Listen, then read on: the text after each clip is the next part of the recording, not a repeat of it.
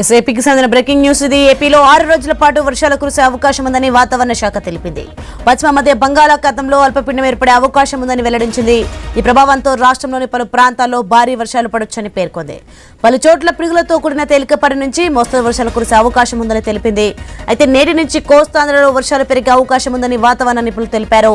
పశ్చిమ వాయువ్య గాలుల ప్రభావంతో తీరం వెంబడి గంటకు 50 కిలోమీటర్ల వేగంతో బలమైన గాలులు వీశాయని పేర్కొన్నారు. వర్షాలు కురిసే సమయంలో చెట్ల కింద శిథిలావస్థలో ఉన్న భవనాలు హోర్డింగ్స్ వద్ద ఉండరాదని హెచ్చరించింది. రాయలసీమ దక్షిణ కోస్తాలో భారీ వర్షాలు పడతాయని తెలిపింది.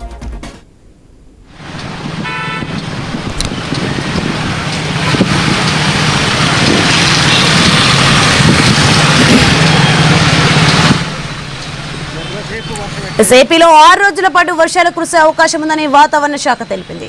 పశ్చిమ మధ్య బంగాళాఖాతంలో అల్పపీడనం ఏర్పడే అవకాశం ఉందని వెల్లడించింది. ఈ ప్రభావంతో రాష్ట్రంలోని పలు ప్రాంతాల్లో భారీ వర్షాలు పడొచ్చని పేర్కొంది. పలు చోట్ల పిడుగులతో కూడిన తేలికపాటి నుంచి మోస్తరు వర్షాలు కురిసే అవకాశం ఉందని తెలిపింది. అయితే నేటి నుంచి కోస్తాంధ్రలో వర్షాలు పెరిగే అవకాశం ఉందని వాతావరణ నిపుణులు తెలిపారు. పశ్చిమ వాయువ్య గాలుల ప్రభావంతో తీరం వెంబడి గంటకు 50 కిలోమీటర్ల వేగంతో బలమైన గాలులు వీస్తాయని పేర్కొన్నారు.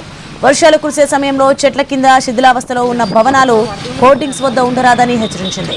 రాయలసీమ దక్షిణ కోస్తాలో భారీ వర్షాలు పడతాయని తెలిపింది.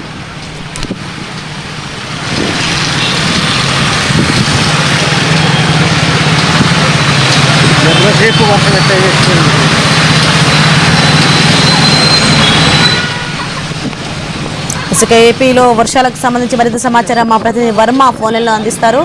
ఎస్ వర్మ, ఏపీలో 6 రోజుల పాటు వర్షాలు కురిసే అవకాశం ఉందని వాతావరణ శాఖ తెలిపింది. దీనికి సంబంధించిన డీటెయిల్స్ ఏంటి?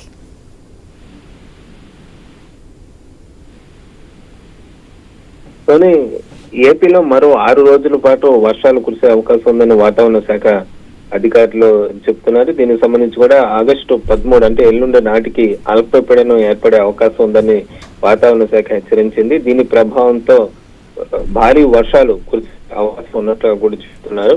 అలాగే ఏపీలో మొత్తం పశ్చిమ బంగాళాఖాతంలో అల్పపీడనం ప్రభావంతో ఈ 6 రోజుల పాటు వర్షాలు ఉంటాయి అంటున్నారు. అలాగే పలు చోట్ల పిడుగులతో కూడిన తేలికపాటి నుంచి మోస్తరు వర్షాలు కురిసే అవకాశం ఉందని కూడా చెప్తున్నారు.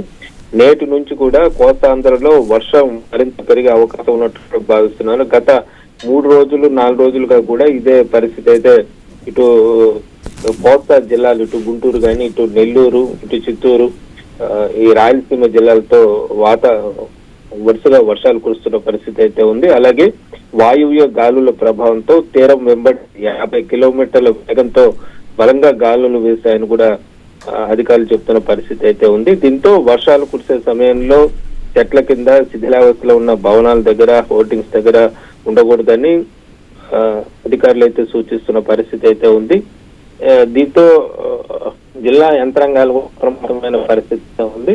ఇప్పటికే లోతట్టు ప్రాంతాలు కూడా హెచ్చరికలు జారీ చేసిన పరిస్థితి ఉంది. అలాగే ముఖ్యంగా రైతులకు కూడా పలు సూచనలు కూడా అధికారులు జారీ చేశారు. ప్రస్తుతం వరి నాట్లు కానీ ఇతర పంటలు వేస్తున్న సమయంలో ఈ భారీ వర్షాల నేపథ్యంలో హెచ్చరికలు జారీ చేసిన పరిస్థితి అయితే ఉంది.